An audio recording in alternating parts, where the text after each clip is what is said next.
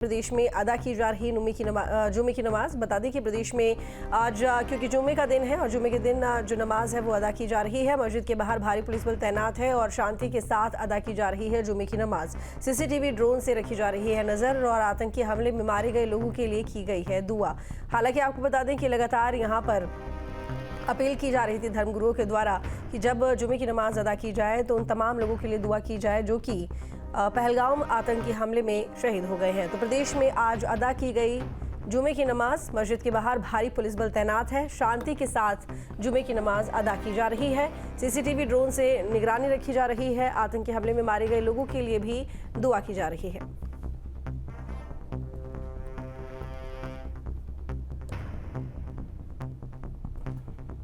तो आलोक और मनोज हमारे साथ में जुड़े हुए हैं ज्यादा जानकारी के साथ में। आलोक, सबसे पहले आपका रुख करूंगी क्योंकि आज जुमे का दिन है, जुमे की नमाज अदा की जा रही है जगह जगह।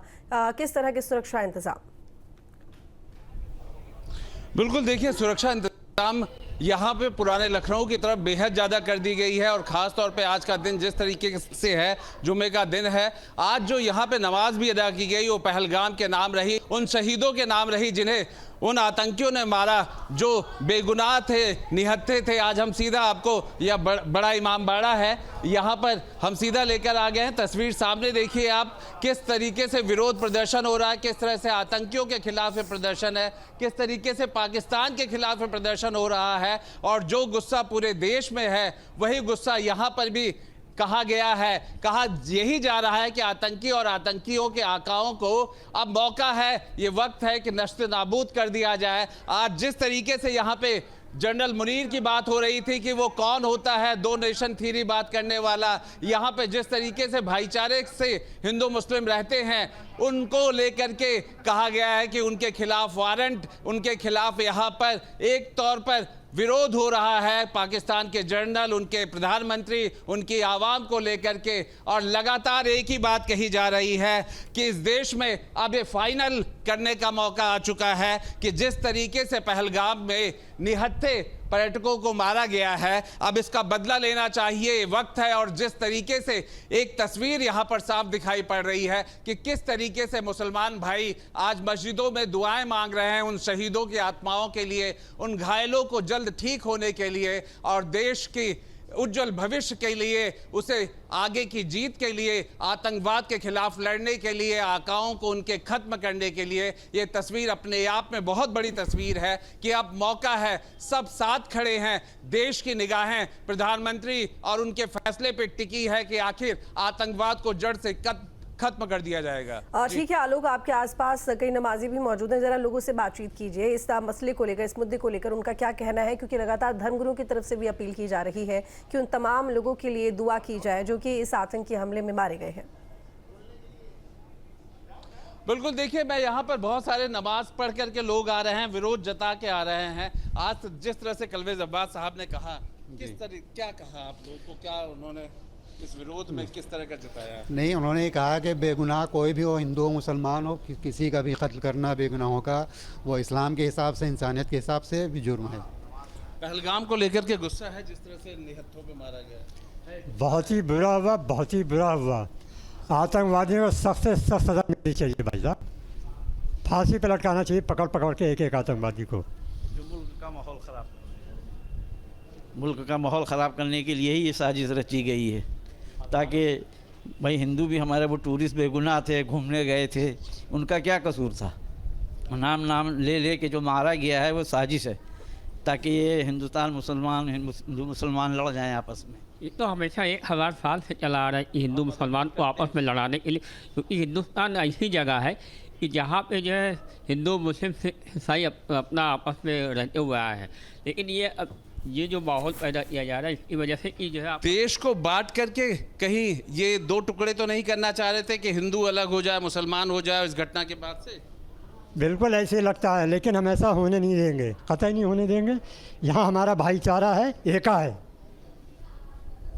पर गुस्सा तो होगा उन आतंकियों को लेकर। चाहता हूँ जनरल मुनीर से कि होश के नाखून लो, तुम्हारे जैसे दो कौड़ी के लोग हमारे देश की एकता और अखंडता की तरफ आंख उठा के देखेंगे, तुम्हारी आंखें नोच लेंगे। अपनी औकात और होश में रहो। और अपने देश के वज़ीर आज़म और गृह मंत्री जी से हमारा अनुरोध है कि अब हमें अखंड भारत चाहिए, अब हमें खंडित भारत नहीं चाहिए। अब और कितना जलील करवाएंगे आप लोग? हमें पीओके भी चाहिए और अखंड भारत चाहिए। अगर आपके अंदर ये सामर्थ्य है तो रहिए, वरना इस्तीफा दे दिए और चले जाइए। हम और लाशें नहीं गिन पाएंगे। ये जो गुस्सा है आपका, आंखों में मैं देख रहा हूँ पानी भी टपक आया है, आखिर कैसे? भाई सवाल ये देखिए, हम लोगों ने आतंकवाद को आज से नहीं हमेशा से झेल रहे हैं, और आज भी उन आतंकवाद के स्लीपर सेल वाया मीडिया अपना काम कर रहे हैं। चलिए ठीक है आलोक, हम लौटेंगे आपके पास में। मनोज भी हमारे साथ में जुड़े हुए हैं। मनोज, सुरक्षा व्यवस्था किस तरह की और किस तरह की तस्वीर वहां दिखाई दे रही है?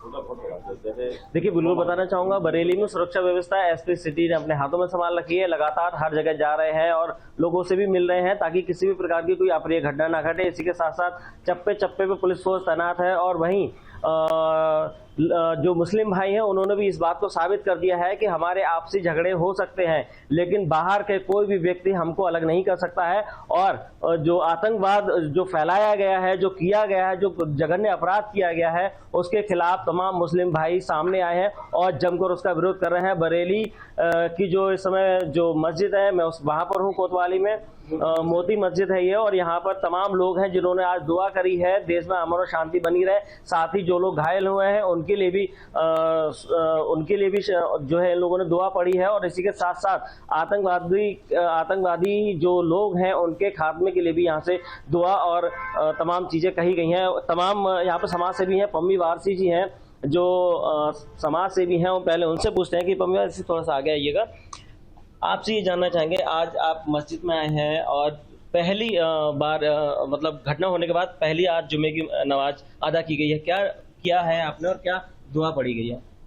देखिए, जब हमने जुमे की नमाज अदा की तो हमारे जो मस्जिद के इमाम साहब हैं, हाफिज साहब हैं, उन्होंने ख़ास तौर से खुसूसी दुआ की अमन और भाईचारे के लिए और शांति के लिए। यहाँ पर दुआ की गई है। ख़ास तौर से हम लोगों को बहुत ही अफसोस है, पूरे हर हिंदुस्तानी को अफसोस है इस घटना का। जिन लोगों ने ये घटना की है उनको सबक मिलना चाहिए, उन्हें सबक सिखाना चाहिए। ठीक उसी तरीके से सबक सिखाना चाहिए जैसे अमेरिका ने लादेन के टाइम में सिखाया था। आज जो है ज़रूरत है कि हिंदुस्तान का हर आदमी, हर फौजी वहाँ पाकिस्तान में हमला कर दे, उन आतंकवादियों को खींच के लाए जिन्होंने अपराध किया है, और उनके लिए ऐसी सज़ा होना चाहिए जैसे उन्होंने हमारे जो है सैलानियों के साथ गोली बरसाई है, वैसी खुलेआम उनको भी गोली मार देना चाहिए।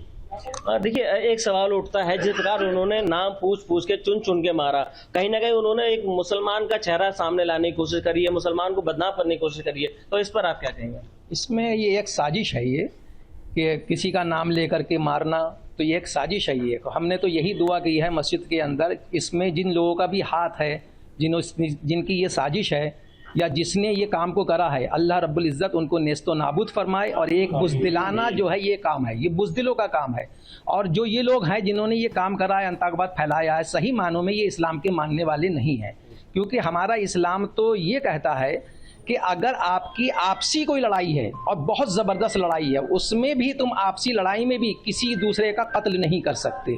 और ये तो बेवजह गोलियां बरसाई गई हैं, तो ये इस्लाम से कतई खारिज लोग हैं, इस्लाम से इनका कोई ताल्लुक़ नहीं। इनके नाम हो सकते हैं इस्लामी, लेकिन ये लोग इस्लाम के मानने वाले नहीं हैं, ये इस्लाम को बदनाम कर रहे हैं।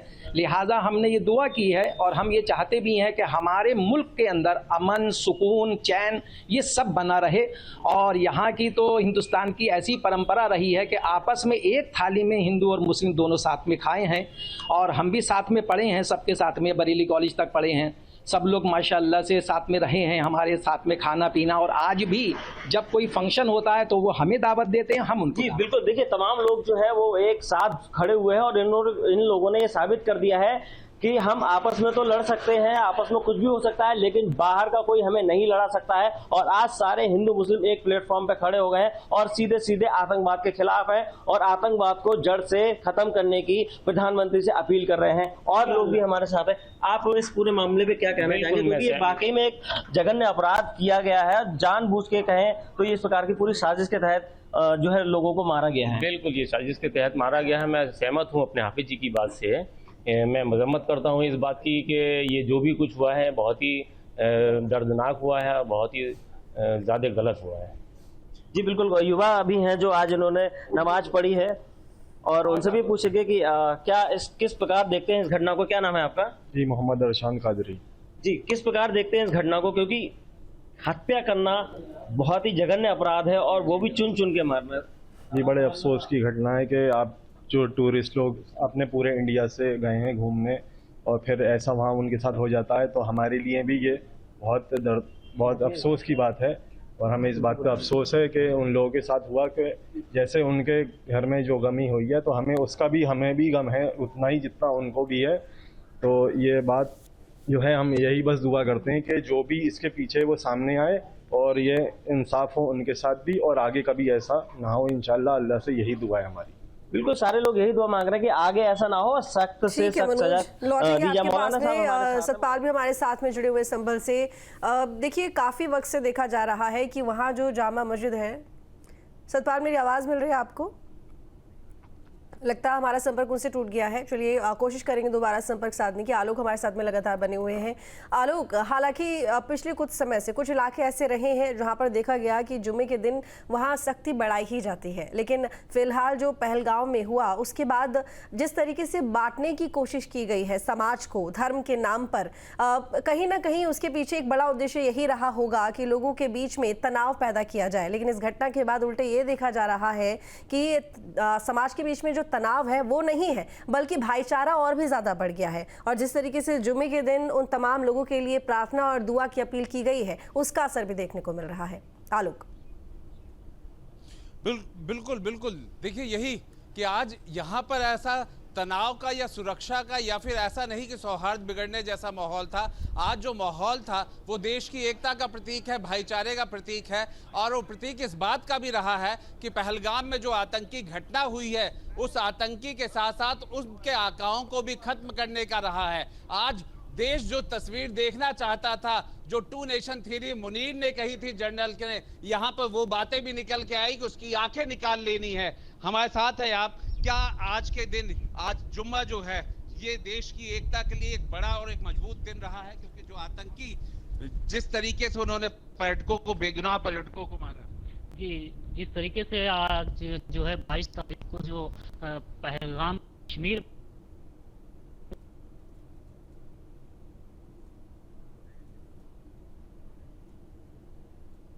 ये पाकिस्तानी एजेंट हैं और ये जो है सिर्फ हिंदू मुस्लिम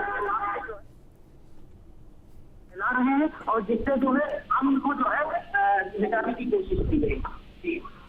क्या ऐसा तो नहीं कि देश बांटने की कोशिश करने में उन्हें लग रहा था कि हिंदू मुसलमान बढ़ जाएगा और यहाँ तो उल्टा हो रहा है कि देश हिंदू और मुसलमान की भाईचारा और एकता का आज का दिन सबसे मजबूत दिन दिख रहा है। बिल्कुल मजबूत है, हम सारे हिंदुस्तानी हैं और हमारे जो मजहब में इस्लाम में यही सिखाया जाता है सारे आलम इंसानियत। आलोक, आपकी आवाज़ ठीक तरीके से हम तक नहीं पहुंच पा रही है। मैं आपसे रिक्वेस्ट करूंगी कि थोड़ा नेटवर्क एरिया में आप जाइए।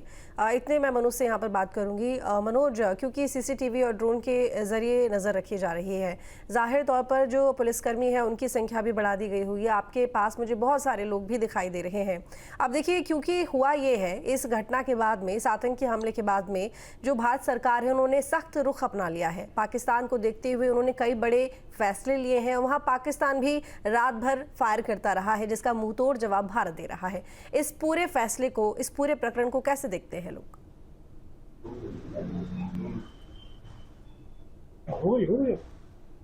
देखिए बिल्कुल जानना चाहेंगे, जिस प्रकार आप लोग देख रहे हैं, सारे लोग हैं, मौलाना साहब भी, मौलाना साहब आपसे भी ये जानना चाहेंगे कि इमाम साहब से भी जानना चाहेंगे, इमाम साहब आपसे ये जानना चाहेंगे कि इस घटना के बाद तमाम हिंदू मुस्लिम सब एक प्लेटफॉर्म पर आ गए हैं, सारे एक साथ खड़े हो गए हैं, और आप इस घटना को किस प्रकार देखते हैं? जिस प्रकार भारत ने कड़ा रुख अपनाया है और पाकिस्तान भी लगातार बयानबाजी कर रहा है भारत के खिलाफ, तो भारत ने तमाम चीज़ों पर प्रतिबंध लगाया है और आगे कार्रवाई करने के लिए बिल्कुल तत्पर है, तो इसको किस प्रकार देखते हैं, क्या कहेंगे? मैं तो ये चाहूँगा कि बिल्कुल हमेशा के लिए पाकिस्तान से हर एक चीज़ लेना देना, बॉर्डर सब बंद हो जाए, वहाँ से पासपोर्ट वगैरह का कोई भी लेना देना किसी तरह का ना हो। और एक बात की हमें बहुत ज़्यादा ये है कि कश्मीर में जिस तरह से वहाँ के मुसलमानों ने मदद करी है, ये बात उन्होंने जाहिर कर दी कि ये हमारे लिए हिंदू या मुसलमान कोई मानी नहीं रहा था, एक इंसान और एक हमारा हिंदुस्तानी जो है वो हमारा अपना है, वो हमारा अपना भाई है, हमारा अपना दोस्त है, हमारा जानो जिगर है। उन्होंने ये बात साबित कर दी कि इससे हमें हिंदू मुस्लिम से कोई लेना देना नहीं है और हम सब एक हैं। जी बिल्कुल। पम्मी भाई आप थोड़ा सा आगे आइएगा। आपसे ये जानना चाहेंगे कि जिस प्रकार वादिये में पहली बार ऐसा देखने को मिला था कि वहां पर लोग जा रहे थे, टूरिस्ट बढ़ रहे थे, करोड़ों की संख्या पहुंच गई थी टूरिस्ट की, वहां के लोगों के लिए रोजी रोटी कमाने का रास्ते सुगम हो गए थे, लगातार व्यापार बढ़ रहा था, लेकिन इस बीच इस घटना ने वहां पे सब कुछ तहस नहस करके रख दिया है। तो क्या किस प्रकार देखते हैं इसको? देखिए, अब आज जो है भारत सरकार का ही बयान आ चुका, कहीं ना कहीं लापरवाही हुई, तो उस लापरवाही जहां बरती गई है उस पर जो है सुधार लाना चाहिए, और जिन लोगों ने लापरवाही करी है उनके खिलाफ भी कार्रवाई होना चाहिए, ताकि भविष्य में ऐसी घटनाओं को रोका जा सके और ये घटनाएं दोबारा दोहराई ना जाएं।